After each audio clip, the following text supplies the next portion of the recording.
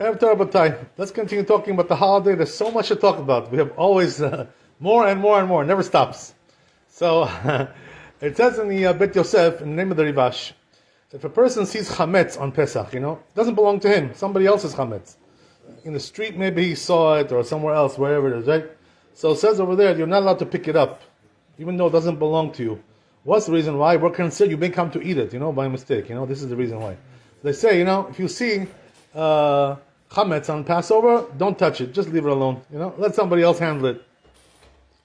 This is what it says.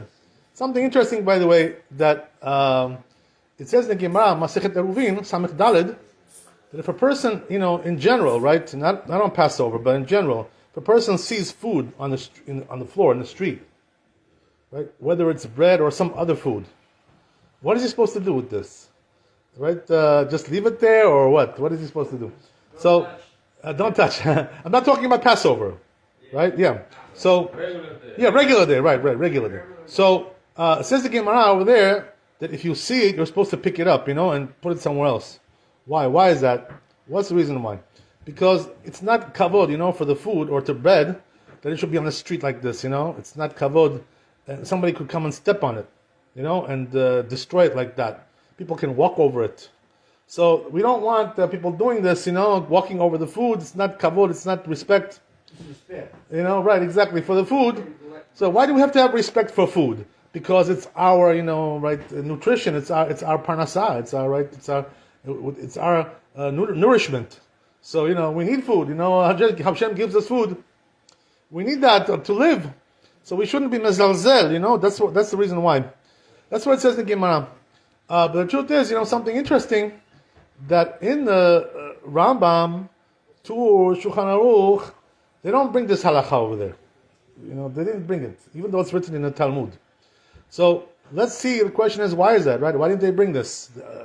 So it says afterwards, this Gemara says like this. It says that even though really you're supposed to pick it up and put it away somewhere, so people shouldn't walk on it, but it says, now we're concerned about kishufim. You know what's kishufim? Witchcraft, right? Jado, all kinds of things like this, right? So what does that mean? That people, there are some bad people, what they do is they put food on the floor and they put some kind of a spell on it, some kind of kishuf. So if you pick it up, you're going to get hurt by that. Understand? This is what happened, they have this kind of thing. So therefore the rabbi said, it says in the Braita there, that, it's better not to touch it now because people are doing kishuf on the food. All kinds of things like this. This is dangerous, by the way, So, right. So it could be that this is the reason why the Rambam and the Tur and the Shulchan Aruch didn't bring this halakha. Why? Because maybe they think, that nowadays you're not supposed to pick it up anymore because we're afraid of kishuf. This is the thing. You should know, by the way, that a person can, lo aleinu, he can die from kishuf. It's very dangerous, Especially in the old days, kishuf was very strong. I'm sorry? You don't believe it. So I'll tell you something interesting, right? Yeah, I'll tell you something interesting. That what we read this in the Haggadah. About this thing. You know what we read, right? It says over there, Arami Oved Avi. What does this mean?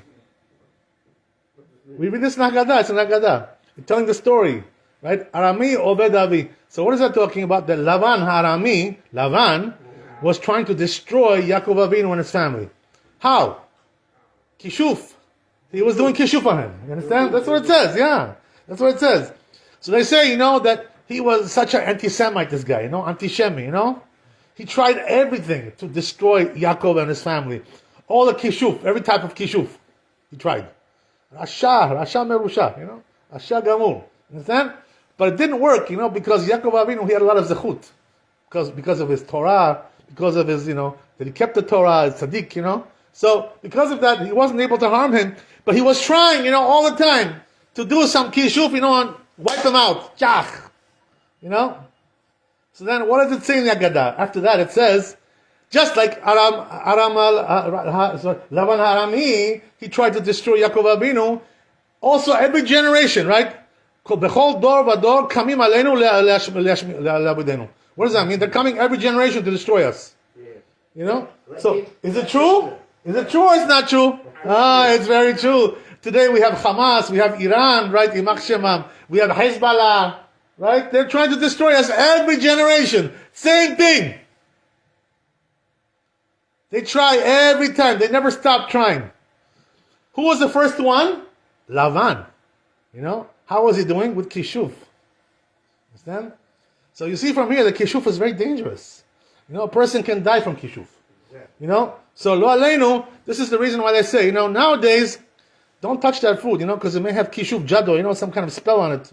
Watch out. That thing can harm you, Just leave it. People eating and just throwing away. Exactly. But it's true. That's also true. But sometimes, you have these people. You have these people, who are mechashfim, they like to do sorcery.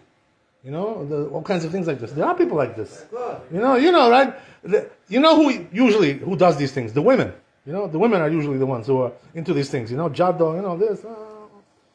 Why? What's the reason why they do it? Because they want, their husband, to love them, So they say, I'll do jado, kishuf, and he'll love me, because I do kishuf on him.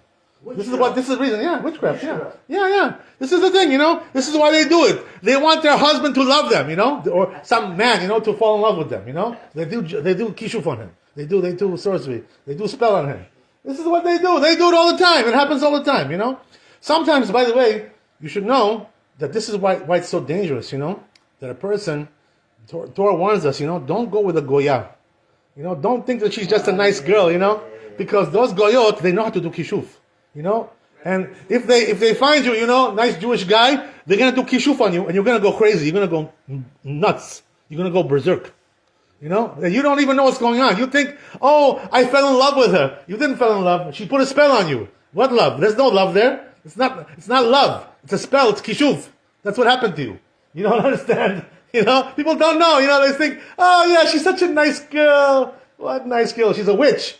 What nice girl? She's a witch, this lady. Well, you don't even know what's going on. They don't know. They don't tell you, but they do it, and they do it on you. This is the way it is. You gotta be careful with kishuf.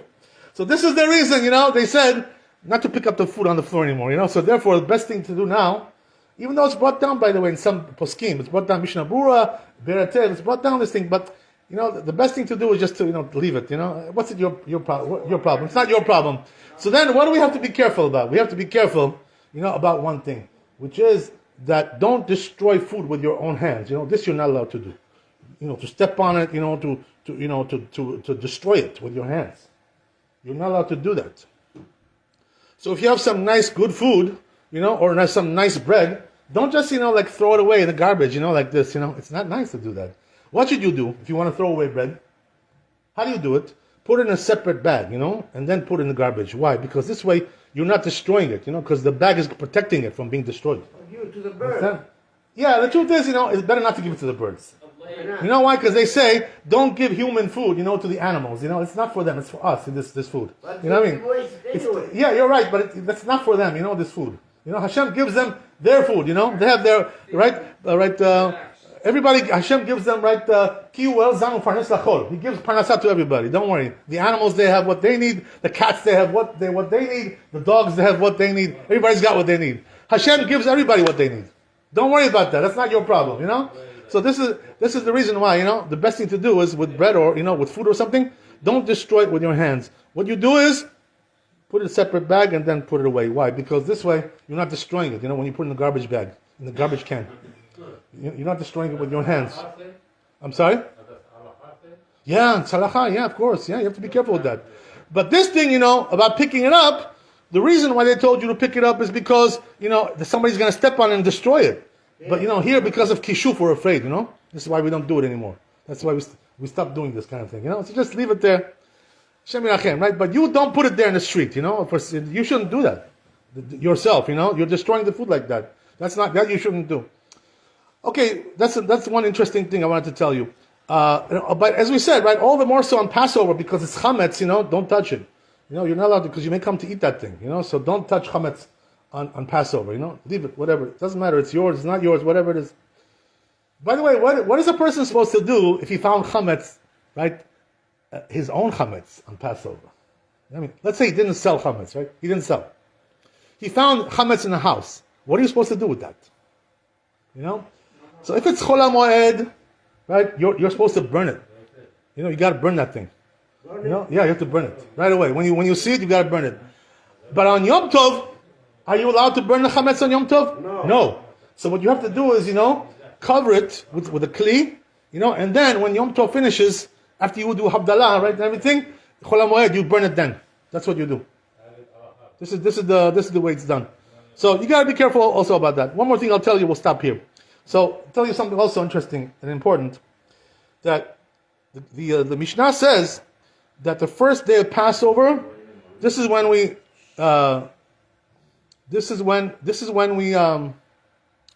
stop asking for rain. Barech Aleinu and Mashiv Baruch Moed Geshem. We don't say this anymore. So when do we stop? The Musaf, right? During the Musaf, we stop. That's it, right? The first day? The first day, yes, the first day. We stop on the Musaf. So we say Morid Atal, da da da. Right? They do all kinds of tefillot for that, Right? They do a special tefillah, for this, right? Morid Atal, la la la la la la la la. They all say all kinds of nice things over there, nice melodies, right? That's to show everybody, to remind everybody, don't mention any more Geshem. That's it, right? We're done with Geshem. No more Geshem, right?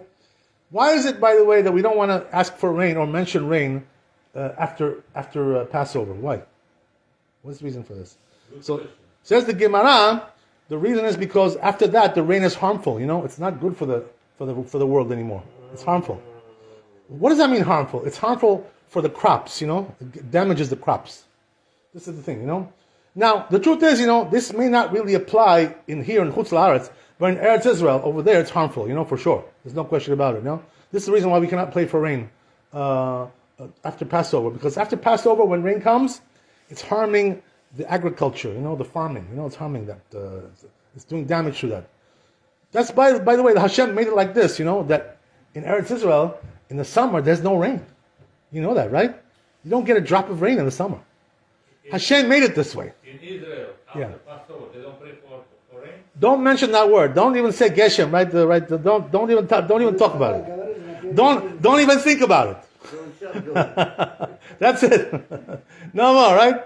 So that's the thing. So therefore, when we get into Chol HaMoed already, so we're not going to say anymore Barech Aleinu, we're going to say Barecheinu, right? That's the thing, because now we cannot mention any more rain, we cannot ask for rain, because Barech Aleinu has a prayer for rain, right? But then Talu Matar Libracha, Al Kol Pnei Adama. ברוך ה' לעולם, אמן ואמן. רבי חנניה המקשר אומר, רצה הקדוש ברוך הוא לא זכות ישראל, לפי חרחיר בא להם תורה ומצוות שנאמר אדוני חפש, למען צדקו יגדיל תורה וידיר.